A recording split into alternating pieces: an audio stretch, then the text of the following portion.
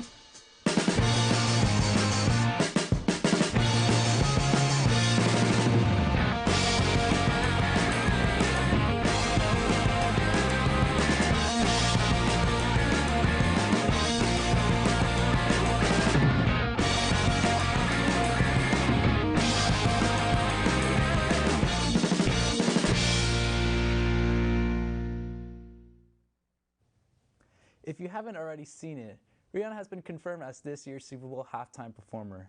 This will be the first time the show's new sponsor, Apple Music. According to the New York Times, the last time Rihanna publicly performed was during the 2018 Grammys, and her last album was released in 2016.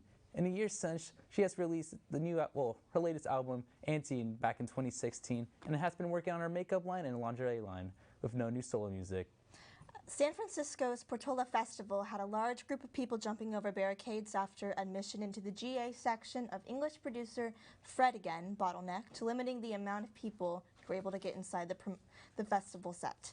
Festival promoter Golden Voice and AEG told Billboard that no one was injured. In a statement from Golden Voice, they said, "This occurred within the confines of the grounds and was quickly addressed and corrected. There were no reported injuries, and the festival continued for another 6 hours without incident." Houston native Megan Thee Stallion has unveiled a website for her fans that are full of mental health resources. There are 4 sections to the website: mental health hotlines, 3 therapy resources, LGBTQ+ resources, and resources directories. The director has been an open advocate for mental health online, even starting a foundation to honor her parents that help with mental health, housing, education. The website can be found at bad words that have bad days, except you have to spell out the bad words because we can't say it. Composing legend John Williams, who is famous for composing the Star Wars soundtracks, was one of the last 2 people to be given an honorary knighthood by the late Queen Elizabeth II.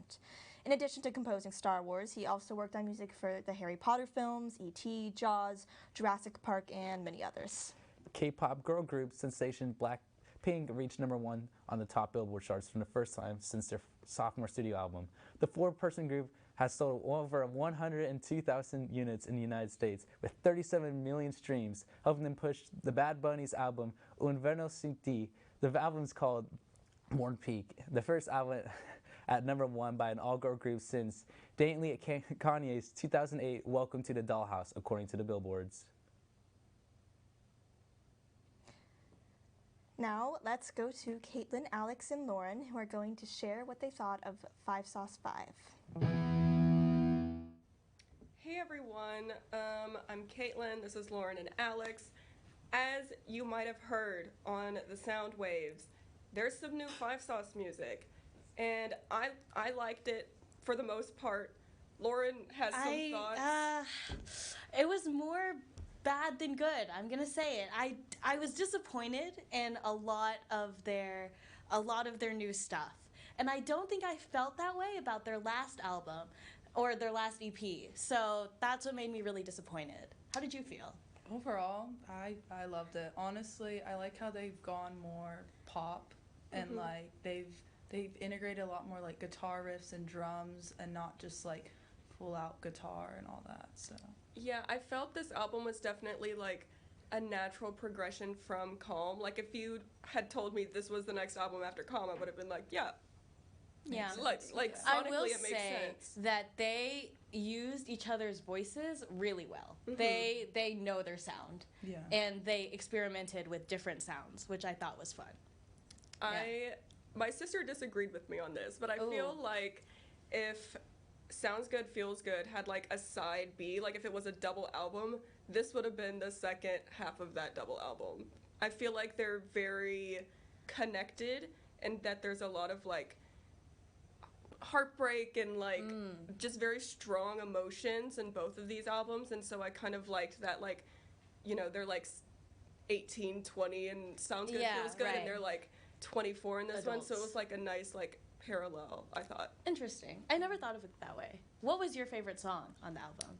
Okay, the first time I heard Easy For You to Say live, like when they performed it, I was like, this is gonna be a banger. And I was right. The studio version absolutely slaps. Alex, what's your favorite song? Haze. Haze? So Haze. good. It's so good. Like, it's so upbeat. Like, because I felt like a lot of the songs they were downers, but like Haze got that was good. I will say my favorite was probably Older, or what was the one, like, You Don't Party Anymore, or something Oh, like yeah. that. Yeah. Yeah. song. Oh, that's a good song. What about songs that we didn't like on the album? We did talk about this earlier. It was, what was the song? Emotions. I was not crazy about that song. What did you think, Alex? I thought it was okay. It didn't stick out to me. It just didn't stick out. It was the one where he was counting, if that helps. Yeah, You were- no, yeah. Yeah, It's just not. no. When I heard it, I was like, Ooh. who's responsible for this? That is And TikTok writing. I looked at the writing credits, and on Spotify, the first writer listed was Callum Hood, and as a Callum girl, I was like, oh no. So I was, you know, upset. That is upsetting. But- Did he write Wildflower? Do you know? I know he's the main person who sings it, so I was, expecting No, because Wildflower, something to go off. a But banger. Callum, sorry, this is Emotions, isn't it? Maybe go back to the drawing board on that That's- one. That is upsetting. I didn't like Tears. I thought that was a What? weird Wait, was that the way- last one? Yeah. Yeah. I thought That- it was a weird way to end the album. I actually thought it was okay. The one before that, I was like, this is not the way to go. Tears. What did you not like about Tears? I just felt like they had so much more like in-depth like lyricism, and then in that one they just kind of like there was Yeah. nothing much to it. It was surface level. Yeah. Yeah. Well, definitely some great songs. Easy For You to Say, Bad Omens, another great Oof, one. That's a good one. Also, maybe some songs we need to listen to another time. But for now, let's throw it back to the hosts. That was very interesting. I'll have to take a listen to it when I get back home. Let's take a commercial break, but join us for some grade 8 content.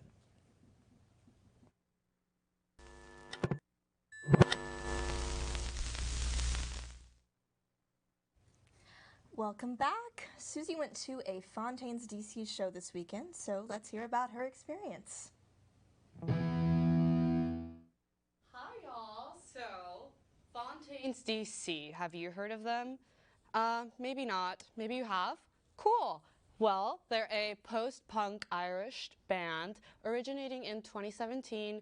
5 members, all right, really cute Irish guys, by the way. The concert was so good. An interesting fact, all of their live music sounds just like the album because the album is recorded in the studio. So no editing, no anything like that. It sounds really good. They know what they're doing on those guitars and drums, trust me. And funny how they met. They actually met in the music college, and they all liked poetry. If you know, listen to their band, post-punk type alternative music, they really get in there sometimes sad, but you know, it's real fun times to jump around in the venue, and all of them, they just love to rock out. I swear, like front singer always kept moving, and he just kept jumping. The crowd was going wild. Oh my God, I went with my mom and my brother. They were so fun. We all loved going to concerts. You should definitely check it out if you're interested in alternative Irish band. This is a little more underground from the Austin Underground show right over here. Let's see, what else can I tell you? They're really cute that I mentioned that. No, their latest album just came out, Skin to Fia. You can look it up on Spotify, just released a couple months ago this year. They have a couple other albums out from 2020 and 2019. If you want to go surf Apple Music and Spotify, feel free. They also had a show in Austin. I happen to be from Dallas, and that's where I went because it wasn't sold out over there. Shocker, right? And they also had a really great opener, you know, good for them. They had a Wonder House plug for that, really good underground, all from the UK, all that area. And, you know, I really recommend if you want to be a little different out there. Look for something maybe that speaks to you, poetic-like. Show it to your friends, go on a drive, that type of vibe. Yeah, that's pretty much what I got going for you. I think my favorite song for their Skin to Fia album would have to be the album's called Skin to Fia. I have the shirt right here, plug on the Instagram, Fontaine's DC Band. You'd love them. They just went on the North American tour. Maybe you can catch them next time around. Thank you. Back to the hosts. They really sound pretty cool. I'm gonna check them out. We've done so many segments leading up to the Austin Harry House residency, and now it's here. We have one more. Let's hear from Jimena, Adam, Sarah, and Sarah, where Harry might go while he's in Austin. Hi guys, as we know, Harry is in Austin for 6 nights at the movie center, and we are here and we're gonna tell you where we think he will be in Austin if you want to go find him. Respectfully, don't harass him or stalk him, but this is where we think we'll be. Okay. You wanna start? Well, I've been like daydreaming. Don't take this wrong, but like the literally- Harry song. Daydream. You're so like right on. But like literally just like me going on a run on Lady Bird Trail and then like being like, oh my god, are you Harry Styles? I'm sure what a coincidence. No, literally. Like I've been so like just so excited to like be in the same city and like be breathing the same air that he's breathing. So like literally us being in the same like running situation, I would die. Yeah. I think he might show up at Hippie Hollow. You know, Harry is known to go to local watering holes when he's on tour, and Hippie Hollow has a no photo or video policy, so seems like the perfect place. Yeah. It's the only nude beach in Texas, so who knows? Harry might pull up. Where else? I'm trying to see. You know, he might show up to the Domain Gucci store, because we all know he is a Gucci man. In case he's running low on his supply. Yeah, he needs to go in and get some new suits. He needs to get some better outfits. Sorry, but last night's outfit was not the greatest, but maybe he'll get a better one at the Gucci store tonight. I definitely think he's gonna go and try and be a local. So he's definitely gonna go to like book people, maybe, and try and find a little book to read. I don't know, like be like, oh, I'm gonna be like very, what's it called? Smart. Studious. Studious? Yeah, I'm gonna be very studious right now. Yeah, like he was He already is giving the UT so smart. vibe, and now he's like giving the UT vibe to the fullest. He's like the smartest guy I know, and that's something smart You know him people do. personally, right? I like to think I do. The tennis court, because I feel like he definitely would be like, oh, after running, I'm gonna go play some tennis, do I'm some. gonna go practice my backhand. Exactly. Yeah, we can play some mixed doubles. I know how to play. And I feel like he would be wearing like some Miu Miu, some like some tennis Miu Miu, and he would be like giving us a photo shoot at this point. But yeah. We don't really have any coffee places on here, but I might say Cherrywood Coffee. I think he'd like the vibes there. Somewhere to get his traditional vanilla latte with caramel creamer. Yeah. His go-to order. So I think that would be a really great spot to see Harry. Yeah. What else do we have on here? The Moody Center. Yeah, he might be at the Moody Center. Maybe. He may be there. Maybe at least once. What else do we have? I can't see upside down. Sushi? Raku Sushi, because music for a sushi restaurant, of course. Maybe he'd play there. Why would he play at the Moody Center? He would literally just stand up and start singing, and that's okay. while everyone's just eating sushi and like you're just vibing, and he's just like, I'm a local. It's okay. You know, this is not on the map, but I think he will be on Speedway at 3 p.m. on a Tuesday, because I think that's the perfect place to be. On a Tuesday. Next Tuesday. As a big celebrity, yeah. Next Tuesday. Next Tuesday. I think he might come to my house. Your house? Yeah, I have a plan. I'm gonna put a sign outside that says Harry being a known literate. He's read several books before. We'll see that and go, oh, that's my house. And then he'll come in when he sees how chill I am. He might stick around and just hang out. I didn't know you were chill like that, he said. Maybe Trader Joe's. What do you think he would buy? I think he's like probably staying at like hotels. So he's like very much like the aesthetic of like, oh, I want to cook my own food. Or like, I want to be healthy. Let me go get some healthy snacks. He's going to be here a week. He's got to get some snacks. We don't want him to be hungry. No. No tummy rumbles on our watch, Austin. He's not gonna get hungry on our watch. So yeah, that pretty much sums up where we think he's gonna be. And enjoy Austin, Harry. Back to the host. For legal reasons, that segment is for fun and jokes. Do not try to stalk this man. That's very uncool. We have to go to commercial, but we've got AU Jeopardy coming up, so stay tuned for that.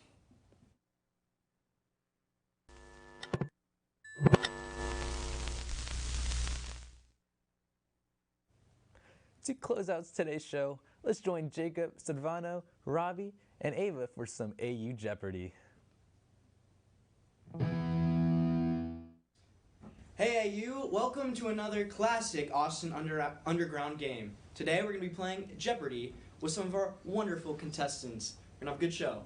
You guys want to introduce yourselves? Sure, I'm Robbie, and I'm from Houston, Texas. I'm Ava, I'm also from Houston, Texas. I'm Servando, and I'm from El Paso, Texas. Awesome. All right, today we have 3 categories. We have song lyrics, chart toppers like Grammys and Billboards, and throwback. All right, you guys ready? Maybe. Robbie, let's start with you. All right, we'll do throwbacks 100. Throwbacks 100. Your first question is, this R&B girls pop group from the 90s consisted of Michelle Williams, Kelly Rowland, and Beyonce. I'll be so honest, I don't know much Beyonce. Is it something Trinity? Like, No. What? The answer was Destiny's Child. I told you I'm gonna be bad at Yeah, this. no. I told you. That was the 100? Okay. Okay, let's do throwback 300. Okay. Yeah. This album by Michael Jackson, released in 1982, went on to sell 50.2 million copies and became the best-selling album of all time. I'm gonna go ahead and pass. Thriller. Correct. Oh. No. Servando. I didn't know there was an album. I thought it was 300 a points song. on the board. No. All right, Servando. I'll take song lyrics 200. Song lyrics, 200. Yeah, breakfast at Tiffany's and bottles of bubbles. Girls with tattoos who like getting in trouble. Lashes and diamonds, ATM machines. What is the song? Is it something by Ariana Grande? 7 Rings? Correct. Let's 200 go. points on the board. Oh, dang. I'm getting up Okay. there. Okay, Robbie, back to you. We'll try, let's do chart toppers 200. Chart toppers, 200. Taylor Swift, Frank Sinatra, and Stevie Wonder are all 3-time winners of this specific award at the Grammys. I'll have to pass it. It's a best songwriter. No. Best album? Yes, best album. Bro. What? I'll give you it. How? Okay. Ava? Let's do song lyrics 200. Song lyrics, 200. Did we already do that one? Nope. Oh, okay. Too late, my time has come. Send shivers down my spine, body's aching all the time. Goodbye, everybody, I've got to go. Nope. That's gotta be Queen.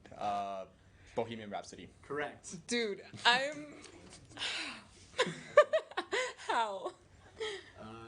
How are you so Servando? good at this? I'll take throwback 300. Throwback 300. That's chart. Oh, my bad. throw back 300. Okay. This English rock band, formed in 1968, consisted of vocalist Robert Plant, guitarist Jimmy Page, bassist and keyboardist John Paul Jones, and drummer John Bonham. So many Johns. I do not know. Ava, that's you. Nope. Wait. Say them again. Robert Plant, Jimmy Page, John Paul Jones, John Bonham. No. Led Zeppelin. Ah! Oh my god. Okay. Robbie. We'll do song lyrics. Actually, chart toppers 100. Chart toppers 100. This song by pop R&B singer producer Steve Lacy is currently on the number 2 spot on the Billboards. It's a What? song by